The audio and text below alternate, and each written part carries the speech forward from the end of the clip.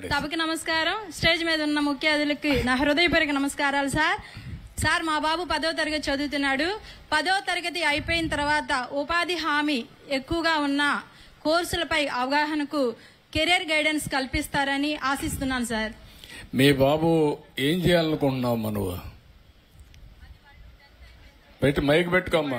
అదే సార్, పిల్లల్ని మేము అడుగుతున్నాము ఇంటి దగ్గర. 10th అయిపోయిన తర్వాత మీరు ఏ కోర్సులు చదవాలనుకుంటున్నారు, ఏం చేస్తే బాగుండిద్ది అంటే వాళ్ళకు ఒక అవగాహన లేకుండా ఉంది సార్. అందుకని మేము మీ దృశ్యానికి తీసుకొచ్చాం సార్. కాదమ్మా, మీ భర్త ఏం చేస్తాడు? పెయింటింగ్ చేస్తారు సార్. పెయింటింగ్ చేస్తాడు. నువ్వేం చదువుకున్నావమ్మా? నేను 10th చదువుతున్నాను సార్. ఆయన కూడా 10th క్లాస్. ఇద్దరు? అవును సార్. ఓకే, మీ అబ్బాయి కూడా ఇప్పుడు 10th వచ్చాడు? అవును సార్. ఒకే అబ్బాయా? ఇద్దరు బాబులు సార్. ఇద్దరు బాబులు. అదేమ్మా, ఇప్పుడు నువ్వు ఇద్దరు పిల్లలను కూర్చొని పెట్టి ఏమవుతారు, వాళ్ళ భవిష్యత్ ఏంటి అని ఎప్పుడన్నా మాట్లాడారు మీరు?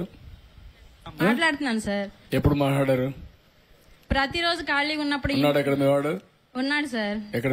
పేరు పెట్టి పిలు. ఎక్కడ? పేరు పెట్టి పిలు. అఖిల్. పరిగెత్తారా? ఎక్కడున్నావు? రారా. వచ్చే పరిగెత్తుకుంటూ వచ్చామ్మా. పరిగెత్తారా వాళ్ళ? రా రన్ రన్.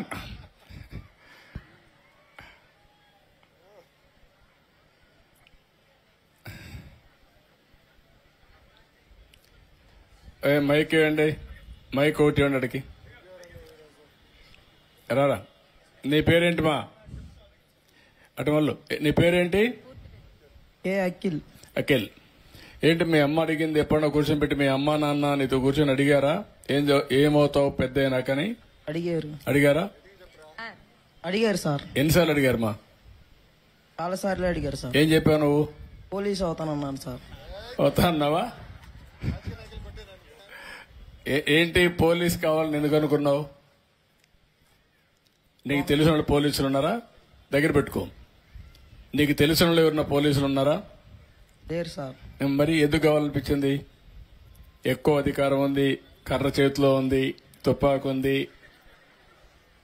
అందరూ భయపడతారు, అంతేనా? కాదు సార్.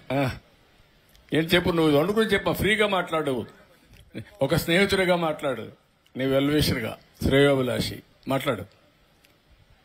సమాజం సేవ కోసం సార్. సమాజ సేవ కోసం. ఆ అబ్బాయి ఏంటంటే సమాజంలో లా అండ్ ఆర్డర్ మెయింటైన్ చేసేది పోలీసులు కాబట్టి ఒక పవిత్రమైన బాధ్యత. సమాజ హితం కోసం నేను కూడా పోలీస్ కావాలి అనే ఆలోచన ఉంది. దాన్ని మనం అప్రిషియేట్ చేయాలి. ఇక్కడ నేను చెప్పే వర్షన్ ఏంటంటే, తల్లి తండ్రి పిల్లలు మీరందరూ కూర్చొని ఆలోచించాలి, పిల్లల్ని ప్రోత్సహించాలి. ఆయన పోలీస్ కావాలంటే తప్పులేదు. ఒక మంచి ఉద్దేశంతో నేను పోలీస్ కావాలన్నానంటే బాగా ప్రోత్సహించి ఐపీఎస్ ఆఫీసర్ని చేసే బాధ్యత తల్లి తండ్రి తీసుకుంటే అప్పుడు వాళ్ళ ఆశయం కూడా నెరవేరుతుంది.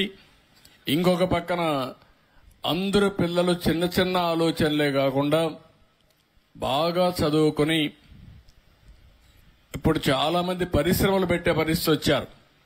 నేను అందుకే ఒక మాట అన్నారు, 1 ఫ్యామిలీ 1 ఆంటర్ప్రెన్యూర్ అని. ప్రతి ఒక్క ఇంట్లో ఒక పరిశ్రమ పెట్టే వ్యక్తి ఉండాలని, మీరు గాని మీ పిల్లలు గాని. ఆ ఆలోచన కూడా రావాలి. అవన్నీ మళ్లీ మాట్లాడదాం. కానీ తల్లి తండ్రి పిల్లల్ని కరెక్ట్ గా గాని ఎప్పటికప్పుడు జాగ్రత్త తీసుకొని వాళ్ళల్లో ఒక స్ఫూర్తిని రగిలించగలిగితే ఏ స్థాయికైనా ఎదిగే అవకాశాలుంటాయి. మీరు అది చేస్తానే ఉండాలి. వదిలిపెట్టకుండా చేస్తే మంచి ఫలితాలు వస్తాయని చెప్పి తెలియజేసుకుంటూ, మీ అమ్మా నాన్న మాట వింటున్నావా? వింటున్నా సార్. కొంతవరకైనా? పూర్తిగా వింటున్నావు? కొంతవరకు వింటున్నావా? పూర్తిగా వింటాను సార్. పూర్తిగా వింటాను. అంటే నీకు వ్యక్తిత్వం లేదా?